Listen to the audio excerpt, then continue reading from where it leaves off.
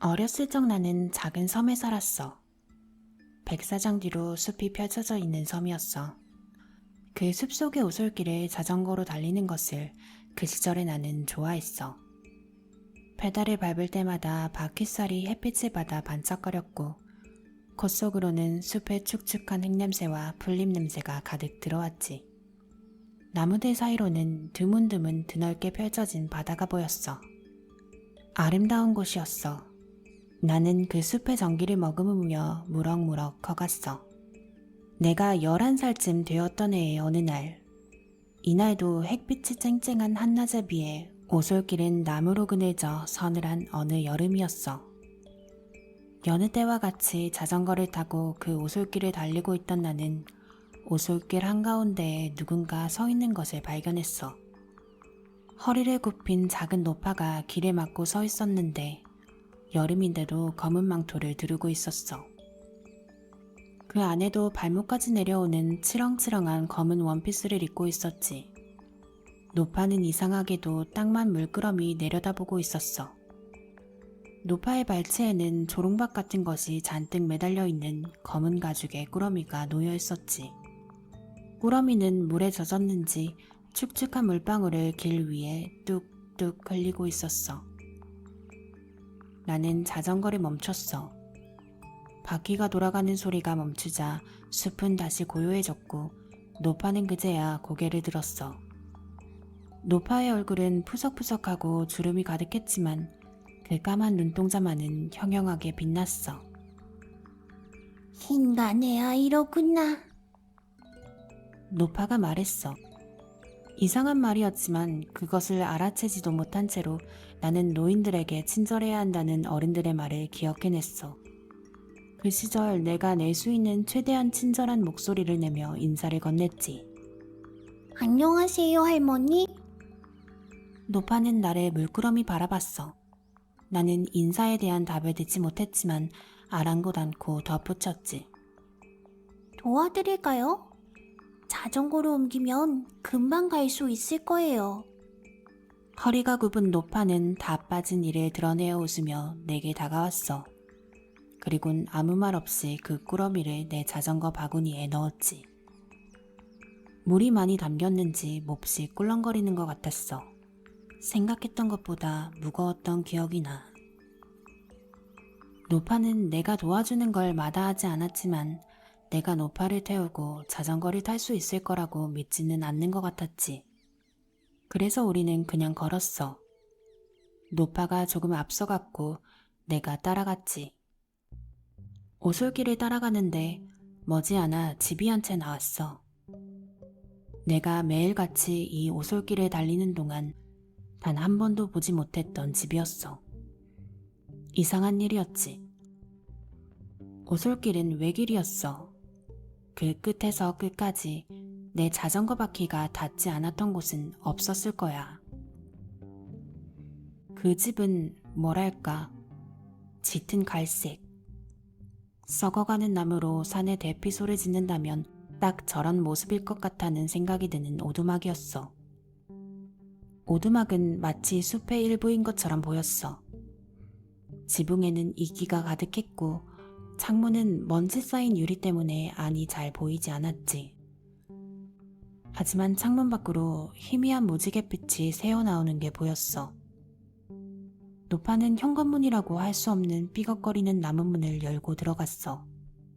나는 노파의 뒤를 따라 오두막 안으로 들어갔고 그 순간 내 눈은 어둠에 익숙해지느라 잠시 아무것도 보이지 않았어. 집 안에는 웬 비린내가 가득 들어차 있었지. 이내 눈이 적응하고 주변을 둘러봤을 때 내 눈을 사로잡은 것은 방 한가운데에 놓인 커다란 항아리였어. 항아리는 부잣집 월풀만큼이나 큰 크기였는데 그때의 내 키를 훌쩍 넘을 만큼 높이도 높았지. 모양은 항아리 같았지만 세라믹이 아니라 유리였는지 겉은 투명했어. 집안에 가득 찬 비린내는 거기서 나는 것 같았어. 나는 다가가 그 안을 들여다봤지. 썩은 물이 들어있지는 않을까 걱정했지만 수면 위로 햇빛이 비치자 물속에 숨겨져 있던 세상이 드러났어. 그것은 어항이었어. 색색의 열대어들 사이에서 그것들이 헤엄치고 있었어. 인어였어. 그것들은 손바닥만큼 작았어. 팅커벨이 인어였다면 딱 이랬을 만한 모습이었지. 나는 어항에 코를 거의 대다시피 하며 그것들을 쳐다봤어. 그 작은 인어들은 조약돌 위에 올라앉아 쉬기도 하고 돌고래처럼 튀어오르기도 하고 물고기의 지느러미를 붙잡고 돌아다니기도 했어. 아름다웠어. 나는 한동안 넋을 놓고 그것을 바라보다가 노파를 돌아보며 물었어.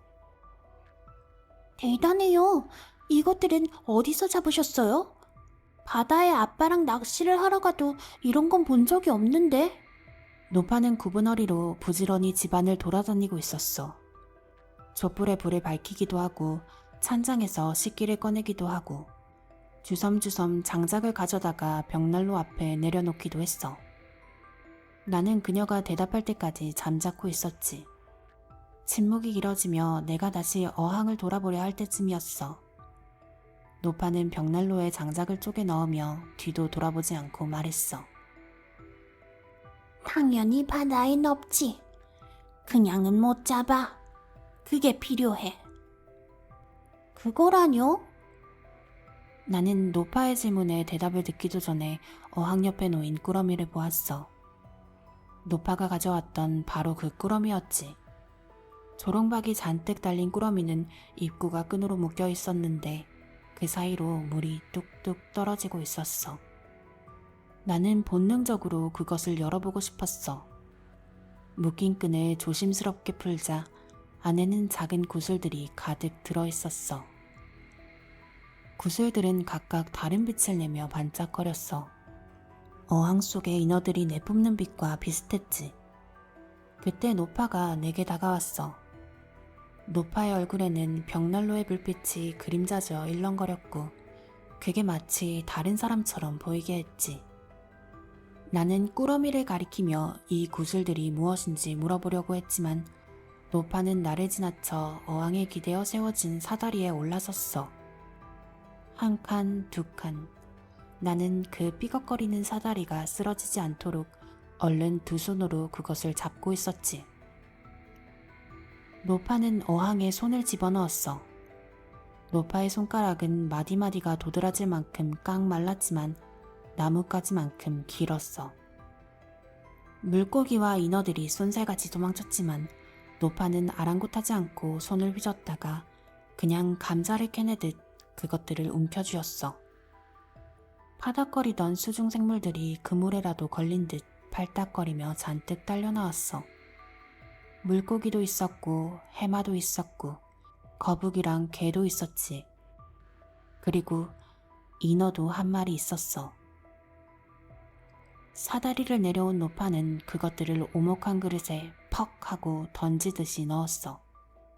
인어는 다른 생물들과 뒤섞여 발버둥 쳤어. 물이 없었기 때문에 헤엄을 칠 수 없는 것인지 두 팔로 바닥을 기어다녔어. 노파는 100년은 된 것 같은 냉장고에서 유리병에 든 우유를 꺼내왔어. 지금 와서 생각해보면 그것이 진짜 우유였는지 확신은 안 서. 노파는 그릇 가장자리에 간신히 기어오른 인어를 손가락으로 튕겨서 다시 빠뜨렸어. 그리곤 손에 든 숟가락으로 그 그릇 안을 휘휘 저었어. 너도 좀 주랴? 나는 고개를 저었어. 빨리 저으려고 했는데 몸이 굳어서 그냥 천천히 고개를 돌리는 것밖엔 하지 못했어. 노파는 그것을 시리얼 먹듯이 개걸스럽게 떠먹기 시작했어. 노파의 입속에서 비명이 들리는 것 같은 착각이 들었어. 으득으득 하고 개 껍데기인지 인어의 뼈인지 모를 것이 부러지는 소리를 들으며 나는 어떻게 집으로 돌아가면 좋을지 생각했었던 것 같아. 노파의 심기를 거스르지 않고 자연스럽게 작별을 구하고자 나는 죄송한 표정을 지으며 말했어. 해지기 전에 돌아가야 해서 저는 이만 가볼게요. 그러자 노파는 주섬주섬 나에게로 다가왔어. 아니, 나에게로 다가오는 줄 알았는데 사실은 그 꾸러미 앞으로 가서 손을 쑥 집어넣었어. 그때쯤엔 나도 오들오들 떨고 있었지. 노파는 그 꾸러미를 한참 헤집었어. 꾸러미에 달려있는 조롱박들이 서로 부딪히며 달그락거리는 소리를 냈어. 그러다 찾았다는 듯 손이 뚝 멎었어. 노파가 손을 꺼냈을 땐 어항 안에서 돌고래 같은 비명소리가 났지. 놀라서 퍼뜩 뒤로 돌아봤더니 소라 껍데기 아니나 돌멩이 사이에 숨어있던 인어들이 부들부들 떨고 있는 게 보였어. 덩달아 나도 겁을 집어먹었지. 그런 내게 노파는 불쑥 주먹진 손을 내밀었어. 보답이란다, 아가. 덜덜 떨리는 손을 내밀어 그것을 받아들었을 땐 내 손바닥 위에 아까 봤던 구슬들 중 하나가 들어있었어. 그것은 무지갯빛으로 빛나다가 검게 변하다가 다시 진주처럼 뽀얀 빛을 내기도 했지. 나는 그것을 주머니에 넣으며 간신히 말했어. 감사합니다. 이 길을 따라 곧장 가거라. 나는 그 말이 끝나기도 전에 허둥지둥 집을 뛰쳐나왔어. 자전거 안장에 올라서 뒤를 돌아보면 안 된단다. 하고 창문 밖으로 새어나오는 노파의 외침을 들었지. 히히히 귀괴한 소리를 내는 노파의 웃음소리를 뒤로 한 채 나는 달렸어. 숲속에는 벌써 어둠이 내려앉아 있었지. 오솔길은 본 적이 있는 듯 없는 듯도 했어. 나는 속력을 내며 페달을 꾹꾹 밟았어. 그렇게 빨리 달려본 적은 내 생에 없었다고 단언할 만큼. 한참을 달려서 숲을 빠져나왔을 땐 신기하게도 해가 중천이었어. 마치 저녁이었던 적이 없던 것처럼. 그렇게 달리다가 나는 집에 도착했어. 길을 헤매진 않았지만 마음은 많이 헤맸지. 오는 길에는 갈림길도 우회로도 없었다고 맹세할 수 있어. 그런데도 나는 그 외길을 달려 처음 보는 노파의 집에서 우리 집으로 무사히 돌아올 수 있었어. 집에는 부엌에서 요리를 하고 있던 엄마가 나를 맞아주었어.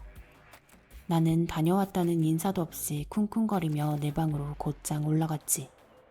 그리곤 주머니에 넣어두었던 구슬을 꺼내들어 창문 안으로 들어오는 햇살에 비춰보았어. 구슬은 아까처럼 색을 바꿔가며 빛을 내고 있었어. 그러다 구슬이 투명해지는 순간이 있었는데 나는 그 찰나의 순간 그 안에 들어있는 것을 보고 말았어.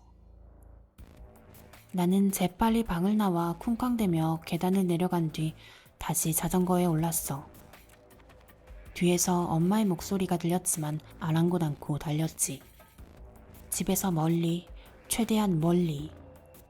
그 시절 내 심장이 버틸 수 있을 만큼 달린 후에야 간신히 멈출 수 있었지.